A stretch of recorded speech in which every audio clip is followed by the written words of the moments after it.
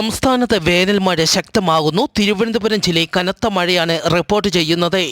തിരുവനന്തപുരത്ത് മണിക്കൂറുകളോളം കനത്ത മഴ പെയ്തു. അരുവിക്കര ഡാമിന്റെ വൃഷ്ടിപ്രദേശത്ത് കനത്ത മഴ റിപ്പോർട്ട് ചെയ്യുന്നു. അരുവിക്കര ഡാമിന്റെ 1 മുതൽ 5 വരെയുള്ള ഷട്ടറുകൾ 10 സെന്റിമീറ്റർ വീതം ഉയർത്തും. ഡാമിന്റെ ഇരു കരകളിലും താമസിക്കുന്നവർ ജാഗ്രത പാലിക്കണമെന്നും അറിയിച്ചു. കോഴിക്കോട് ജില്ലയിലും കനത്ത മഴ റിപ്പോർട്ട് ചെയ്യുന്നു. വരും ദിവസങ്ങളിൽ കേരളത്തിൽ വേനൽ മഴ ശക്തി പ്രാപിക്കും.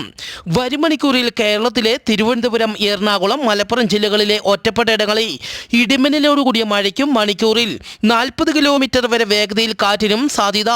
കൊല്ലം, പത്തനംതിട്ട, ആലപ്പുഴ, കോട്ടയം, ഇടുക്കി ജില്ലകളിലെ ഒറ്റപ്പെട്ട ഇടങ്ങളിൽ നേരിയ മഴയ്ക്ക് സാധ്യതയുണ്ടെന്നും കാലാവസ്ഥാ വകുപ്പ് അറിയിച്ചു.